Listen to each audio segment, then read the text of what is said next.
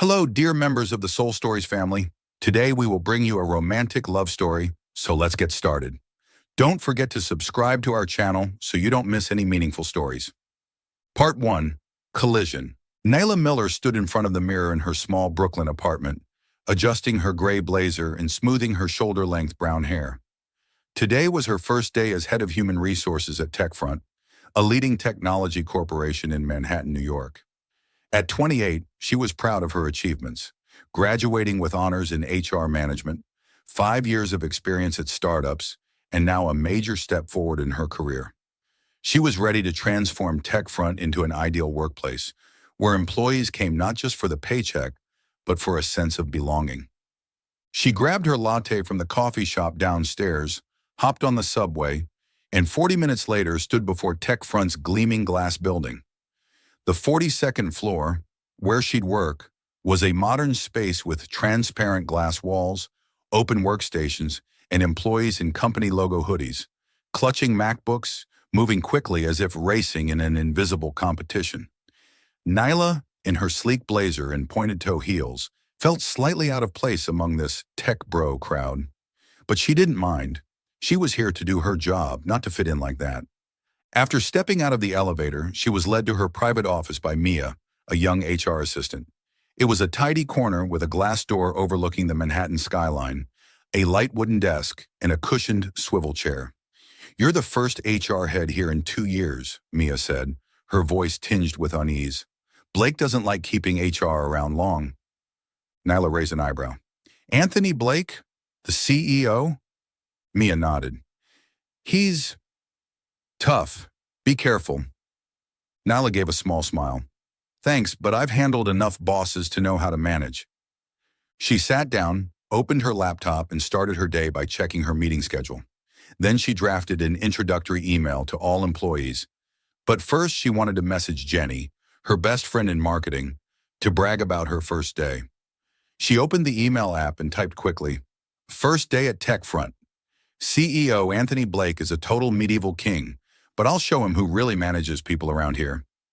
She hit send, and then it hit her. She hadn't sent it via iMessage like usual. She'd sent an email, not to Jenny, to Anthony Blake himself. Nyla nearly dropped her latte on the desk.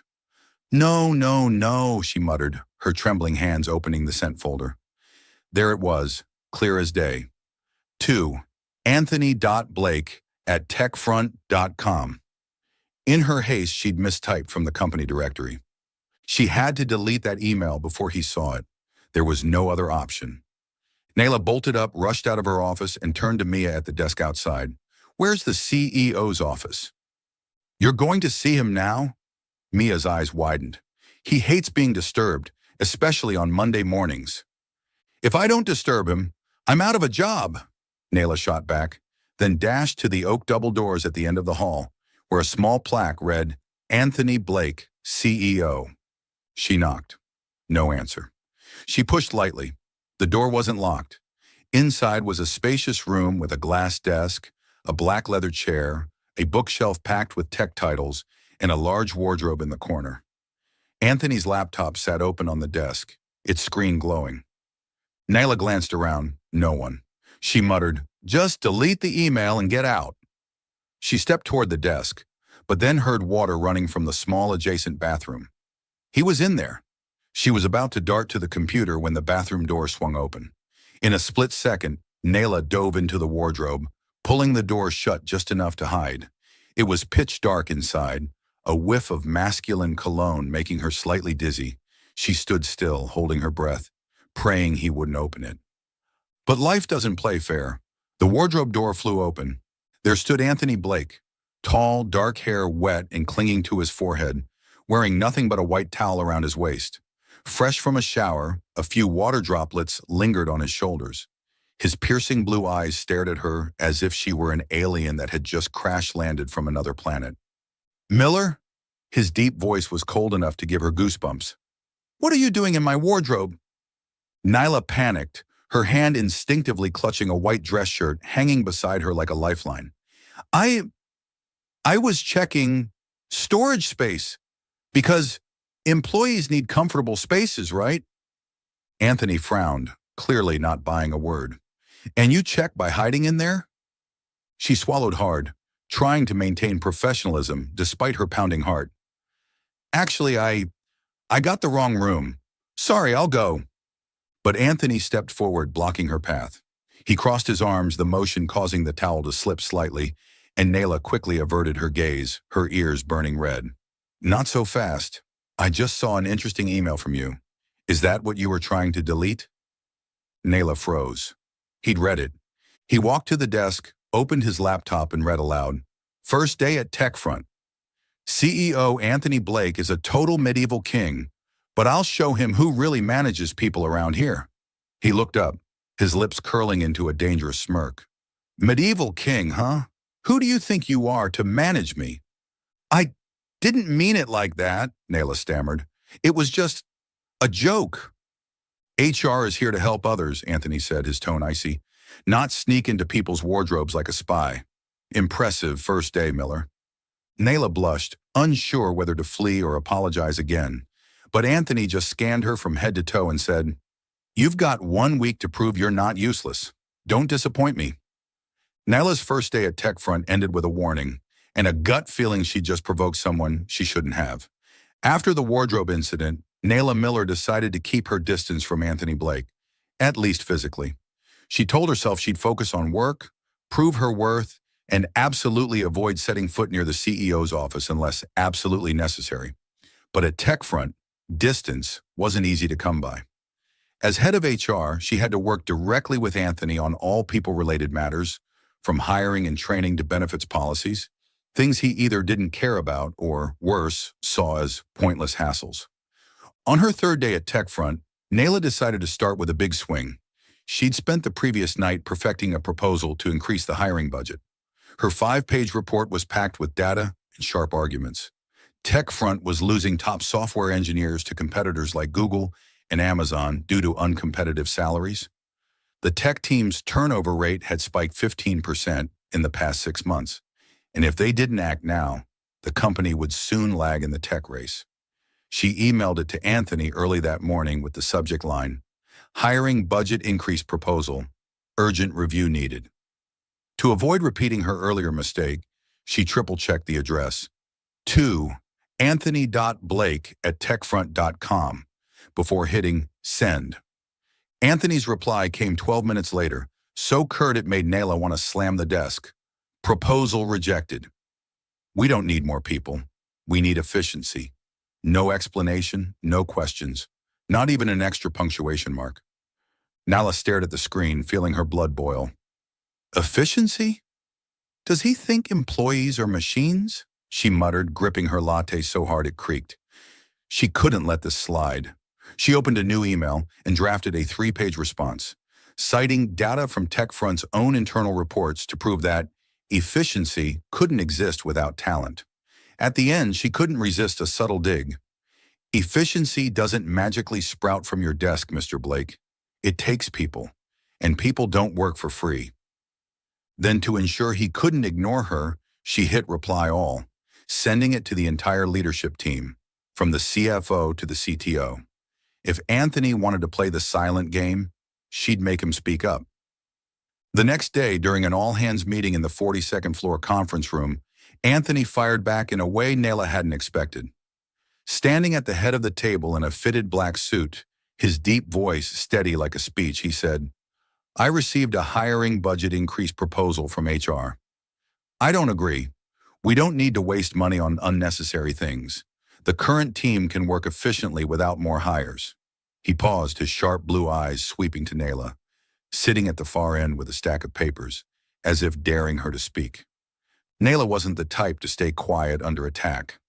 She cleared her throat, stood up, and said firmly, Mr. Blake, if the current team is as efficient as you claim, why did we lose 2 of our best engineers to competitors last week?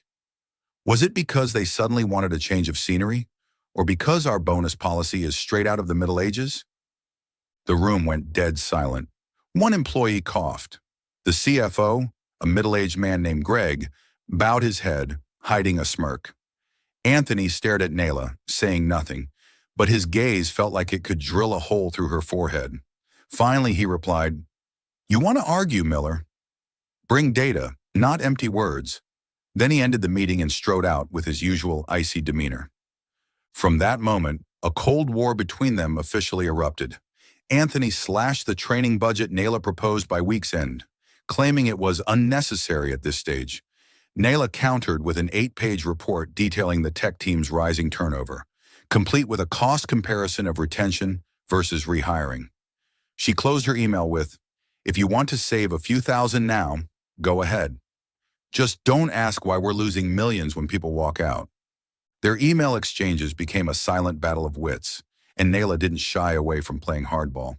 When Anthony rejected her proposal to revamp the employee evaluation process as too complex, she sent back a colorful chart proving the current system was tanking employee motivation by 20%. With a note, "A little complexity to keep people is better than simplicity that loses them. Don't you think, Mr. Blake?" Anthony didn't respond immediately, but the next day in a small meeting with department heads, he told Naila to cut the hiring process from 3 interviews to 1. "We don't have time for bloated procedures," he said coolly. Naila smirked and shot back, "Fine, but if you hire the wrong people and waste time firing them, don't blame HR. I'm just following the law and proper process." Anthony looked at her, the corner of his mouth twitching into a rare, challenging smile. "I don't blame Miller. I just expect you to deliver instead of making excuses." Their clashes didn't go unnoticed at TechFront. Rumors spread like wildfire in the break room. "Naila and Blake fight like cats and dogs," a young engineer whispered to a colleague while pouring coffee. "I bet one of them's gone by next week." Another employee from marketing, Jenny's friend, giggled, "I bet they'll end up together." This kind of hate is the clearest sign. Naila happened to pass by, overheard, and nearly spat out her water. Love Anthony Blake? She'd sooner date a robot, but she couldn't deny it. Sparring with him was invigorating. He was cold, rigid, and sometimes exactly the medieval king she'd called him in that email. But his eyes occasionally hinted at something deeper, a story she couldn't yet read. By the end of the week, the whole company knew about the famous duo. Jenny texted Naila that Friday night, "You and Blake are the hottest topic at TechFront this week. Watch out, you might actually fall for him." Naila texted back instantly, "I'd rather date the photocopier." But as she turned off her phone and sat on her couch, gazing out her apartment window, she wondered, was Anthony Blake really as detestable as she thought, or was he just testing her? And if it was a test, she wasn't about to let herself lose that easily. Come Monday, she'd return to TechFront with a new plan, and this time, she'd make the medieval king yield one way or another. Part 2. Developing Feelings. Naila Miller never imagined she'd have to go on a business trip with Anthony Blake. After 3 weeks of a cold war at TechFront, she'd grown used to their email sparring and razor-sharp glares in meeting rooms. But when the CTO announced that a senior candidate, an AI expert from Seattle, needed an in-person interview, Anthony abruptly declared, "I'm going, and Miller, you're coming with me." "What?" Naila nearly dropped the files in her hands. "I'm HR, not your assistant." Anthony fixed her with an icy stare. "You're the head of HR. This is a hiring matter. I need someone to evaluate the candidate, not sit behind a desk." Naila wanted to argue, but his gaze left no room for refusal.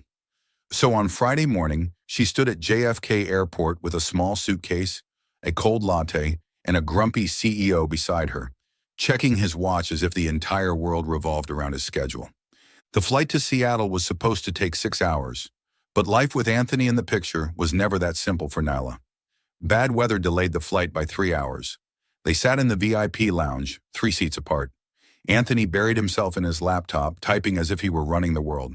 Naila scrolled her phone, texting Jenny, "Stuck at the airport with the medieval king. Pray the plane takes off before I lose it." When they finally boarded, Naila sighed in relief. Her seat was 5 rows away from Anthony, but the relief didn't last. By the time the plane landed in Seattle at 11 p.m., rain was pouring, and a message from the hotel made her want to scream. "Due to a booking error, we only have 1 suite available. We apologize for the inconvenience." "1 room?" Naila turned to Anthony, who was pulling his suitcase with an expressionless face. What kind of hotel did you book? My assistant handled it, he replied evenly. Would you rather sleep on the street? Nyla bit her lip, unwilling to admit she'd prefer sharing a room with him over wandering in the rain. At the hotel, the receptionist confirmed one suite with a main bedroom, a small sofa in the living area, and, thankfully, a shared bathroom. I'll take the sofa, Nyla declared as they entered the suite, tossing her bag onto it. Anthony raised an eyebrow. Suit yourself. Don't complain when your back screams tomorrow. He walked into the bedroom and shut the door without another word. Nyla lay on the sofa, trying to sleep, but the rain pounding the windows and the chill from the air conditioning kept her restless. By midnight, she sat up, clutching her blanket, and realized she couldn't handle the rock-hard sofa any longer. She knocked on Anthony's door. No answer. She pushed it open and saw him sitting by the window, laptop still on, the blue light illuminating his face. You don't sleep? Nyla asked, her voice edged with tired irritation. Anthony looked up, his eyes weary but sharp. I can't sleep when work's unfinished. What about you? Sofa not as cozy as you thought? Nyla crossed her arms. I'm not complaining. I just wanted to ask if you had an extra blanket. He pointed to the wardrobe in the room. Help yourself. Nyla walked over, opened it, and froze as memories of hiding in his wardrobe at TechFront flooded back. She turned to see him watching her with a rare, slight smirk. Don't worry, I'm not hiding in there, he said, his tone teasing. She blushed, muttering, very funny. She grabbed a blanket and was about to leave when Anthony spoke up unexpectedly. Sit. You're not sleeping anyway. Nyla blinked, surprised, but sat on the edge of the bed, keeping a safe distance. Silence settled, broken only by the rain outside. Finally, she broke it. Why do you hate HR so much? I'm not the first one you've given a hard time, am I? Anthony closed his eyes, leaning back in his chair.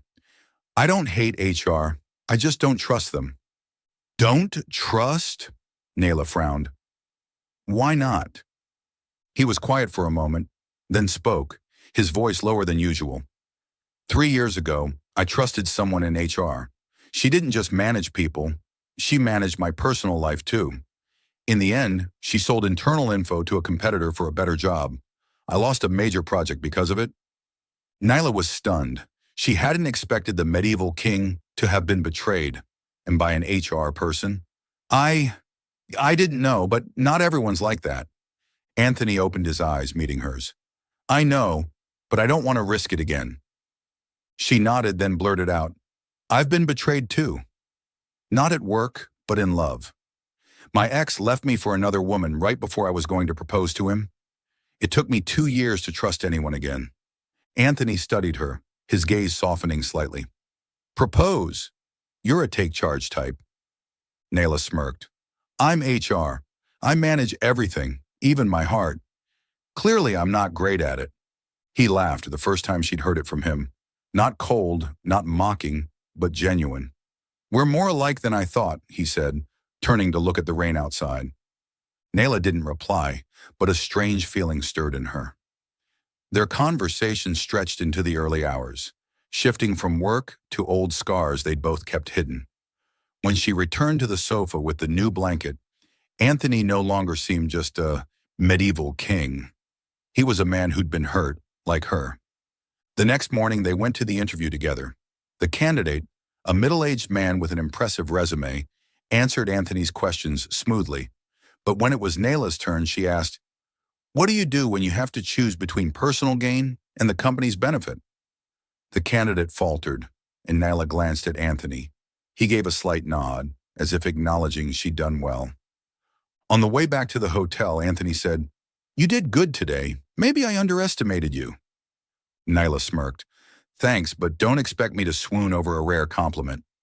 He chuckled softly, and for the first time, Nyla realized his smile didn't annoy her. Maybe this trip wasn't just fate for work, but for something bigger between them. After the Seattle trip, Nyla Miller sensed something different in the air between her and Anthony Blake. Gone were the frigid emails and challenging stares in meetings, replaced by an odd silence. Not quite peace, but no longer war. She wasn't sure if that late-night talk in the hotel suite had changed him, or if she was imagining it. Either way, she stuck to her stance. Anthony Blake was a tough-to-please medieval king, and she wouldn't let him shake her confidence. But their second day in Seattle proved he wasn't the only one who needed to rethink things. They stayed an extra day to visit TechFront's branch office, a small facility with about 30 employees, mostly software engineers and tech support staff. Anthony wanted to check progress on a new AI project, while Nayla was tasked with assessing the team's morale. "I don't need a long report," he said as they entered the three-story building in downtown Seattle. "Just tell me if they're working decently." Nayla smirked. "If you want the truth, I'll need to talk to them. Not everyone's as efficient as you think." Anthony didn't reply, just shot her a glance before heading into a meeting with the branch manager. The morning passed smoothly. Anthony sat with the engineers asking about code and timelines, while Nayla roamed the office, chatting with employees. She quickly noticed something. The team here wasn't happy. A young engineer named Sam whispered to her by the coffee machine, "We work 60 hours a week, but no one at HQ cares. Last week I asked for a day off because my kid was sick, and the manager told me to figure it out." Another employee, Jen, chimed in, "Year-end bonuses got cut with no explanation. We feel abandoned." Nyla took careful notes, a spark of anger rising. This was exactly what she'd warned Anthony about. Neglect employees, and TechFront would lose them. She planned to wait until they were back in New York to write a report, but an incident that afternoon changed everything. While Anthony was meeting with the branch manager, a middle-aged man named Brian, a group of 5 engineers barged in, faces tense. Sam, their leader, spoke up. "Sorry to interrupt, but we need to make this clear. If working conditions don't improve, our whole team's quitting this week. We've got offers elsewhere." The room fell silent. Brian paled, stammering, "You can't do this. The project's at a critical stage." Anthony sat still, his cold gaze sweeping over the engineers before landing on Nayla, as if to say, "This is your mess, fix it." Nayla took a deep breath, stood up, and stepped toward the group. She didn't look at Anthony or Brian, focusing only on Sam and the others. "I'm Nayla Miller, head of HR from New York HQ. I get that you're frustrated. Tell me exactly what you need." Sam hesitated, then said, "We want more flexible hours, restored bonuses, and someone at HQ who will actually listen to us. We're not robots." Nayla nodded, her voice calm but firm. "I agree you're not robots. I'll make sure your requests are taken seriously.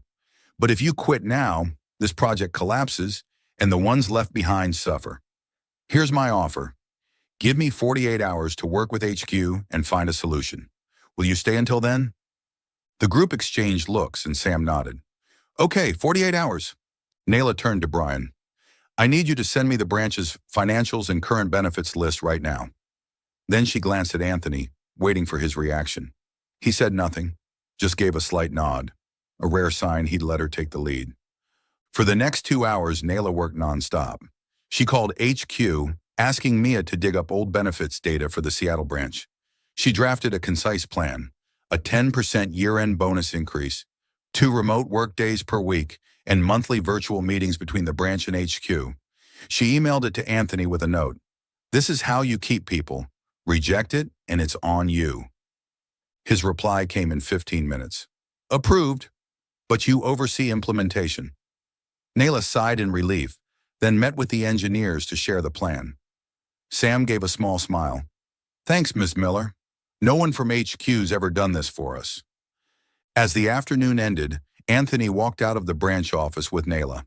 Seattle's drizzle persisted, but the tension between them had eased. He suddenly stopped under an awning and turned to her. "You did well today. I didn't think you were the empathetic type until you shut up and listened to them." Nayla blinked, unsure if she'd misheard. "What do you mean?" "I mean," Anthony said, his voice low but no longer frigid, "you're not just stubborn. You get the job, and you get people. I underestimated you." She smirked, trying to play it cool despite her quickening pulse. "Thanks, but don't expect me to melt over a rare compliment. You're still a medieval king to me." Anthony laughed, not the challenging smirk she'd seen before, but a real laugh that lit up his stern face. Nayla froze. She'd never thought he could laugh like that, and worse, she didn't expect to find it pleasant. "What's with that look?" Anthony asked, noticing her staring. Nayla turned away, hiding her flustered reaction. Nothing. Just thinking you should smile more. It's less intimidating. He didn't reply, but as they walked to the car back to the hotel, Nyla noticed his gaze wasn't as sharp as before. During the ride, he stayed quiet, not the oppressive silence she was used to, but one that felt like he was thinking about her, about what she'd done today. That night, lying on the sofa in the suite, Nayla no longer saw the trip as a nightmare. Anthony Blake wasn't just a tough CEO. He was someone who could change, even slightly.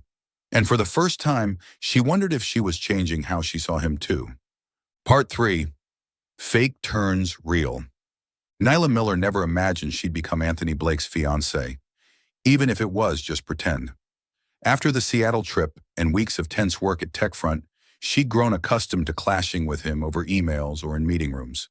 But when Anthony strode into her office one Friday afternoon, his face showing a rare tension, she knew something was off. "Miller, I need your help with something," he said, closing the door behind him. He wore a dark gray suit, hands in his pockets, but his piercing blue eyes betrayed a hint of unease, something Nayla had never seen in this medieval king before. Nayla raised an eyebrow, setting her pen down. "Help with what? If it's about cutting budgets again, I'm out right now." Anthony didn't smile. He stepped closer to her desk, lowering his voice as if afraid someone might overhear. "It's not work. It's personal. My mother set me up on a date tonight with her friend's daughter. I don't want to go, but she won't let it go." Nayla blinked, stifling a laugh. "So, you need me as a shield?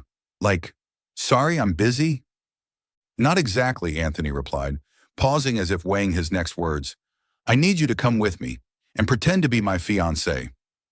Nayla nearly fell out of her chair. "What? Fiancé? Are you kidding?" "I'm not," he said, his tone dead serious. "My mom won't back off unless she thinks I'm taken. You're the most logical choice." "Logical?" Nayla crossed her arms, staring at him like he just suggested she bungee jump without a cord. "I'm your HR head, not an actor. Why not hire a professional?" Anthony's lips twitched into that familiar half smirk. "Because you're a good performer. I saw how you handled those engineers in Seattle, and..." He hesitated, then added, "I trust you." Nyla opened her mouth to argue, but his last words stopped her cold. Trust her? Since when did the medieval king trust a stubborn HR like her? She sighed, knowing she couldn't say no when he looked at her with that mix of resolve and pleading. "Fine, but I want a training budget increase as payment." Anthony nodded instantly. "Deal." That evening, Nayla stood before her mirror in her Brooklyn apartment, wearing a fitted black dress, her hair loose instead of its usual high ponytail. She told herself this was just a role. Nothing more, nothing less. When Anthony picked her up in his sleek black Tesla, he gave her a once-over and said, "You look decent." "Decent?" Nayla smirked, climbing into the car. "Thanks for the overwhelming compliment." The date took place at a fancy Italian restaurant on the Upper East Side. Anthony's mother, Evelyn Blake, was an elegant woman in her 60s, with silver hair and a neat updo and a gleaming pearl necklace. Beside her sat Claire, a young, beautiful blonde, clearly eager to meet Anthony. But when he walked in with Nayla, his arm lightly linked with hers, both women froze. "Mom, this is Nayla," Anthony introduced, his voice steady and unnervingly natural. "My fiancé." Nyla smiled, tilting her head in greeting, slipping into character instantly. "I'm so happy to meet you, Mrs. Blake. Anthony's told me so much about you." She glanced at him, her eyes teasing, as if to say, "How's my acting?" Evelyn blinked, then forced a smile. "I didn't know Anthony was engaged. What do you do, Nayla?" "I'm the head of HR at TechFront," Nayla replied, giving Anthony's arm a subtle squeeze as if they were a real couple. "We met through work, and things just happened naturally." Claire sat silently, visibly disappointed, but Evelyn quickly regained her composure. "How wonderful! So when's the wedding?" Anthony coughed, but Nayla jumped in smoothly. "We're focusing on our careers first. He's so busy, you know." She smiled warmly, resting her hand on his on the table, and Anthony, though silent, didn't pull away. Throughout dinner, Nayla played her part flawlessly. She spun fictional tales of their relationship, like the time Anthony accidentally spilled coffee on her in a meeting and made it up with a romantic evening. Anthony occasionally nodded, even chiming in. She's stubborn, but I like that. Nayla nearly choked on her wine but kept her sweet expression intact. As dinner ended, Evelyn took Nayla's hand and said, "You're a wonderful girl. Anthony's lucky to have you." Nayla just smiled, thinking to herself, if only you knew the truth. But the act didn't end there. By Monday, rumors spread through TechFront like wildfire. An employee from marketing, probably Jenny's friend, had spotted them at the restaurant and snapped a blurry photo from afar. It circulated in the internal chat with the caption, "CEO and HR engaged for real?" Jenny texted Nayla immediately. "You and Blake are the company's official couple now. Explain." Nayla replied, "Don't believe the rumors, just a misunderstanding." But inside, she started to worry. Anthony didn't deny anything when employees whispered behind his back in the break room. When an engineer asked outright in a meeting, "Congrats to you and Miss Miller, huh?" He just smirked and said, "Thanks." Nayla gaped at him, but he shrugged like it didn't matter. From then on, the company buzzed with talk of the CEO and HR being a couple. Nyla wasn't sure whether to laugh or panic, but every time she passed Anthony in the hall, his gaze felt different. Not cold anymore, but watchful, as if waiting for something. TechFront's year-end party took place on a Saturday night at a luxurious Manhattan hotel. After 3 months at the company, Nayla had gotten used to the curious stares from colleagues, especially since the engagement rumor. She wore a shimmering deep blue dress, determined to enjoy the night rather than fret over the gossip. But when she entered the ballroom, Anthony was already there. Black suit, loosened tie, wine glass in hand, looking both stern and magnetic. "Miller," he called as she approached the drink table. "You're late." Nyla shrugged, grabbing a glass of white wine. "I'm not the CEO. I'm allowed 5 minutes." Anthony smirked but didn't argue. During the party, they didn't stay close. He mingled with investors. She chatted with staff from various departments. Yet their eyes kept meeting across the crowd, and each time Nayla's heart beat a little faster. Near midnight, as the band played a slow ballad, Jenny shoved Nayla toward the dance floor. "You can't stand around all night. Go find Blake. Everyone's waiting for the show." Nayla started to protest, but then Anthony approached, extending his hand. "Dance?" he asked, his voice low but not commanding. Nyla blinked, then placed her hand in his. "Don't step on my feet." They stepped onto the floor, his hand resting lightly on her waist, hers on his shoulder. They were close enough for her to catch the familiar scent of his cologne, the same one she'd smelled in his wardrobe. "You're not a bad dancer," she said, trying to sound casual. "Neither are you," he replied, his eyes locked on hers. "I didn't peg you as a party person." "I'm not," Nyla scoffed, "but sometimes you have to play the part." He didn't respond, but his gaze stayed on her. The music slowed, and as it ended, a drunk employee shouted from afar, "Kiss! Kiss!" The crowd erupted in laughter and cheers. Nayla flushed, starting to step away, but Anthony held her hand. "Let's keep acting," he whispered, then leaned down.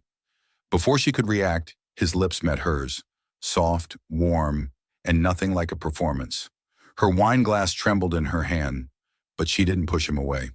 The kiss lasted a few seconds, long enough to feel his breath, long enough to send her heart into chaos. When he pulled back, the crowd roared with applause, but Nayla only heard her own heartbeat. Anthony looked at her, his eyes no longer those of a cold CEO. "Sorry," he said quietly. "I didn't mean to." "It's fine," Nayla cut in, her voice shaky. She turned and hurried to the balcony to steady herself. The cold New York night air snapped her awake, but it couldn't erase the feeling of that kiss. It wasn't acting. It was real, and that terrified her.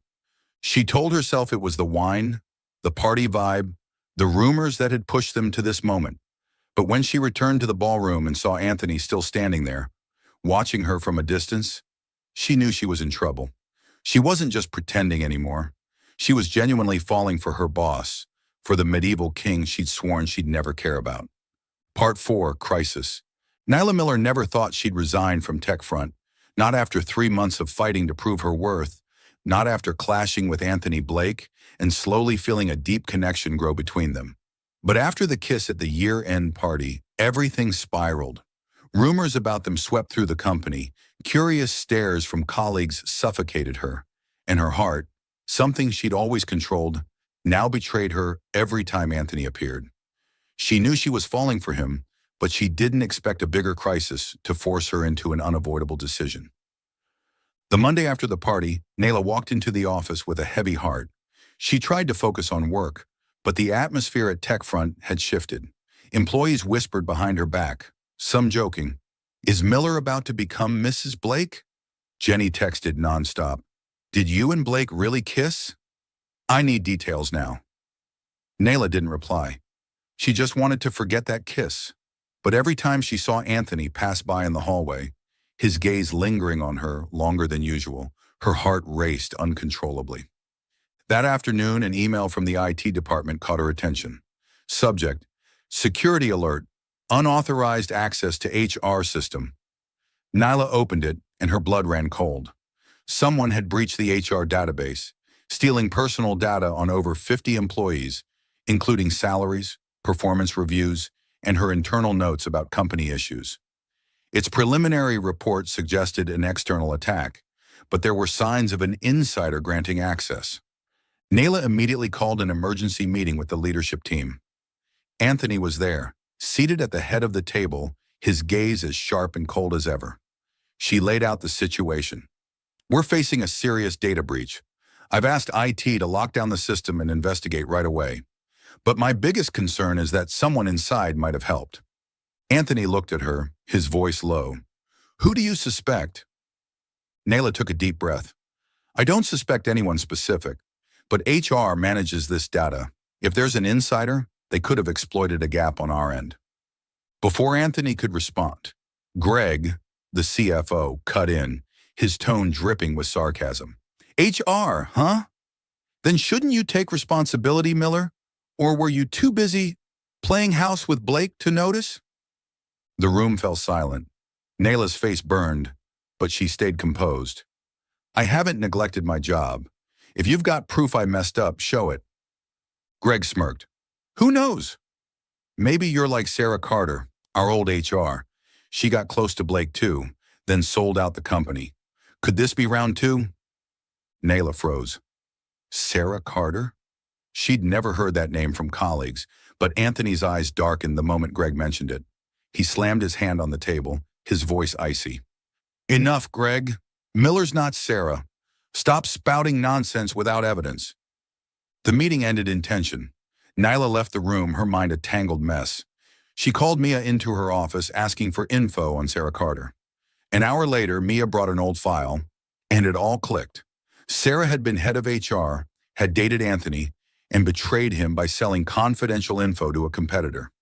That explained why he was always wary of HR, always suspicious of her. But what broke Nayla wasn't Anthony's past. It was what was happening now. The data breach shattered her credibility, and Greg's insinuations were just the start.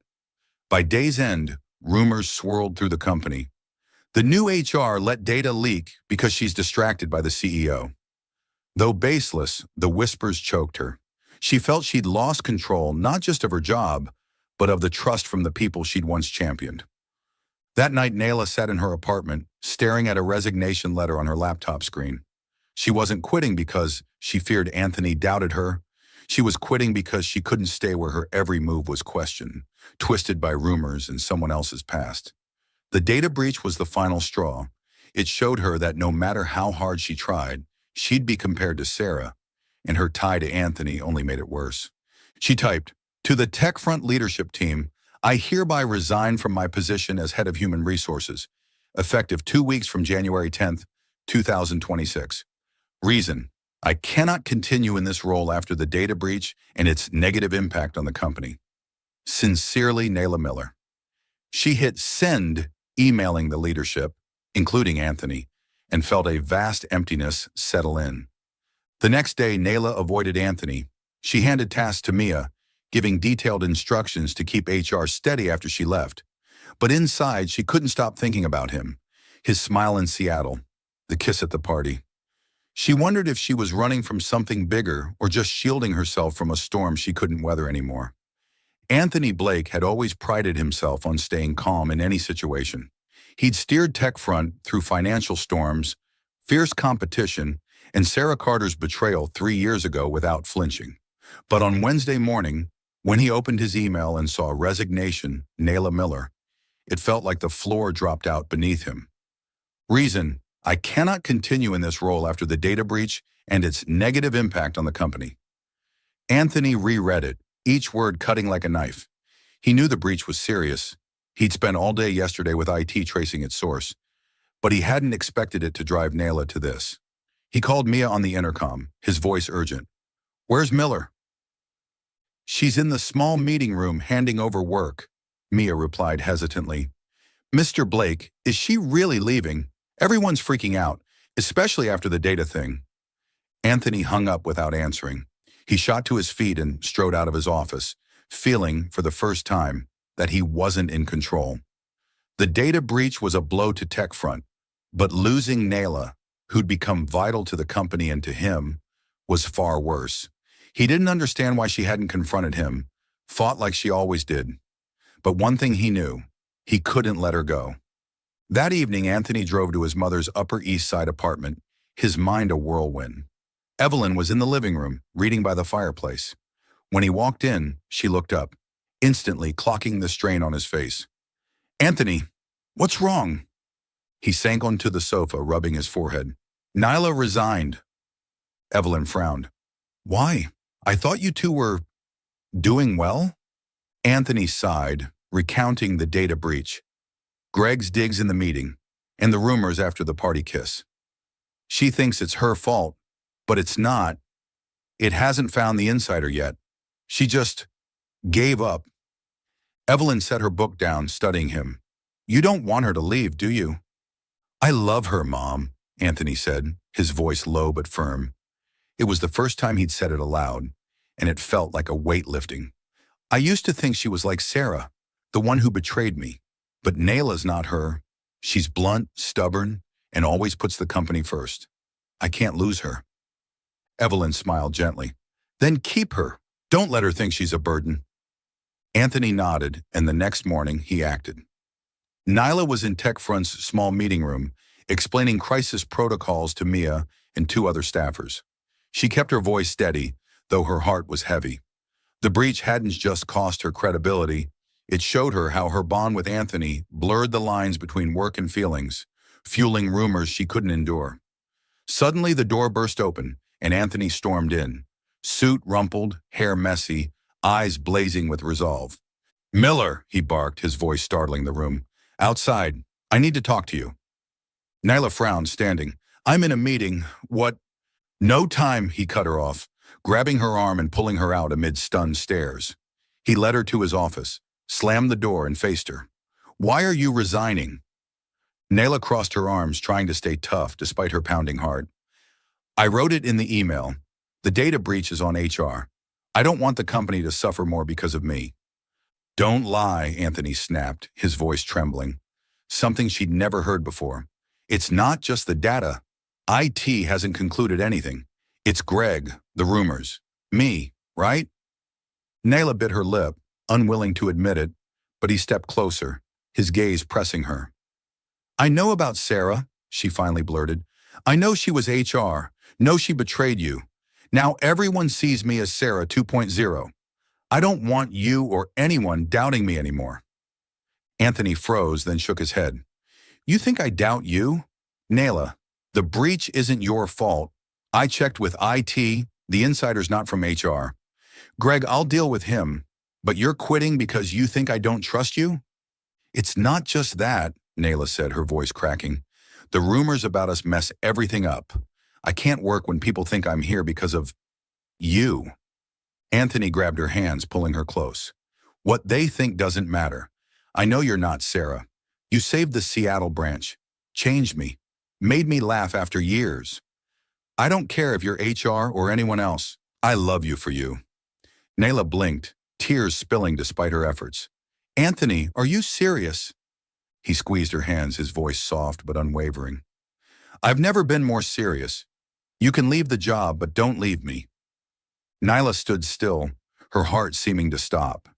He'd said love, not in a wine-fueled impulse, but with absolute clarity.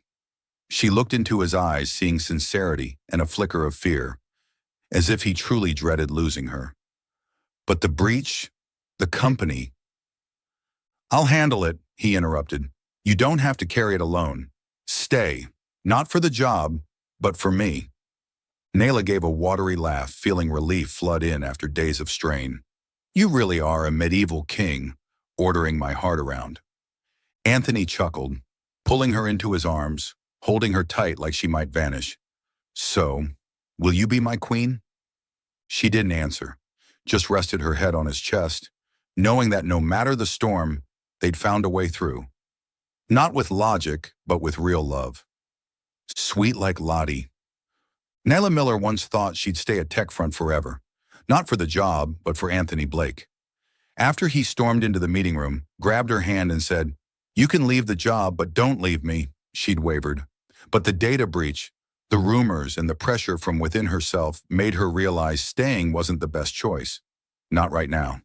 She loved him, but she also needed a fresh start, a place where she could stand tall without the weight of past shadows or gossip bearing down on her. The next day, Nayla met Anthony at the coffee shop beneath the TechFront building, as he'd requested. He sat there with a black espresso, his eyes expectant. She sat down, ordered a latte, and got straight to the point. "I'm not withdrawing my resignation." Anthony frowned, setting his cup down. "Why? The breach wasn't your fault. I told you—" "It's not about the breach," Nayla interrupted, her voice calm but firm. "I need to leave to find myself again. TechFront is yours, but I want to build something of my own, free from suspicion or rumors." He went quiet, his gaze darkening, but then asked, "Where will you go?" "A startup in Brooklyn," she replied. "They need an HR head, and I want to try a smaller place where I can really make a difference." Anthony took her hand across the table, his voice low. "I don't want to lose you." "You're not losing me," Nayla said with a small smile. "I'm just leaving the job, not you. Didn't you say that?" He looked at her, then abruptly pulled his hand back, reaching into his pocket to pull out a small box. Nayla froze as he opened it, a simple silver ring with a tiny blue stone, sparkling like his eyes. "Then get engaged to me," he said, not asking but declaring. "You can work anywhere, but I want you to be mine." Nyla laughed, tears shimmering in her eyes. "You really are a medieval king, proposing like it's an order." She held out her hand, letting him slide the ring onto her finger.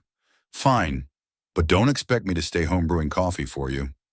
Anthony smirked, that rare smile lighting up his face. "I'll settle for your lattes."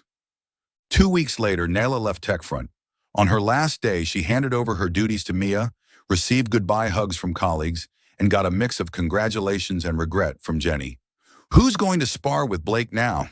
But that ring's gorgeous. I'm jealous." Anthony stood at the end of the hall watching her go, his eyes a blend of pride and reluctance. She turned back, waved, and whispered, "See you tonight." Mia's prediction from day one, "Blake doesn't keep HR past 2 years," came true. Nala lasted just 3 months at TechFront, far shorter than anyone before her. But what no one expected was that she didn't leave as just an employee. She left as Anthony Blake's fiancée. A year later, Nayla had settled into her new job at a small tech startup in Brooklyn, where she built HR policies from scratch and turned it into a dream workplace. She loved the work, loved the freedom it gave her, but above all, she loved Anthony. They were engaged, but in no rush to marry. Both were busy, and Nayla liked teasing him. "I'm not ready to be Mrs. Blake yet. Let me manage you a few more years first." Rumors about them still flared up at TechFront now and then, even with Nayla gone. New hires whispered about the legendary HR who tamed the icy CEO, while Jenny, now the chief gossip, retold the tale with undimmed excitement. "They're engaged for real. I saw the ring on Nayla's hand when she dropped by last week." Anthony didn't deny it, just smirked when asked, and carried on as the cold CEO, except when Nayla was around. One winter evening, in Anthony's Midtown penthouse, they sat on the sofa, watching snow fall through the glass. Nala had just made a latte, handing it to him with a playful grin. Try it. I added cinnamon. Anthony took a sip, wrinkling his nose. Still too sweet, but he kept drinking, his eyes softening as he looked at her. Fresh from a shower, hair wet and a towel around his waist, he walked past the bedroom wardrobe to grab a shirt. Nala, lying on the bed with a book, looked up and teased. Don't open it. HR might still be hiding there. Anthony paused, turning to her with that familiar smirk. If it's you, I'd open it every day. He walked over, pulled her into his arms and kissed her hair. Anyway, you're not my HR anymore. You're my wife. Nala laughed, pushing him away. We're not married yet. Don't crown yourself early. Just a matter of time, he replied, pulling her closer. You're engaged to me. No escaping now. She rested her head on his chest, listening to his steady heartbeat. I never thought I'd get engaged to my old boss. And I never thought I'd marry an HR, he said, running his fingers through her hair. But you're the exception, not just at TechFront, but in my whole life. Nala looked up, meeting his eyes. So I won? I managed you? Anthony laughed. A warm sound she'd loved since hearing it in Seattle. You won the day you hid in my wardrobe. And I lost. Lost my whole heart. They held each other, the city lights glowing through the window, mingling with the faint latte scent in the air. Nala was no longer TechFront's HR, but she was everything to Anthony, from a woman hiding in his wardrobe to an irreplaceable part of his life. Now, she wasn't just his fiancée. In his heart, she was already his wife. A sweet ending, like a latte, spiced with the faint kick of the storms they'd weathered together. Thank you for following this heartfelt story of Soul Stories channel. Share your thoughts about the story in the comments below. If you believe that true love can withstand all trials and sometimes begins in the simplest of ways, don't forget to hit the like button and share this story with your friends. To never miss out on touching and meaningful stories, subscribe to our channel and help us spread messages of love and warmth to everyone. Let's cherish the beautiful moments of life and love together.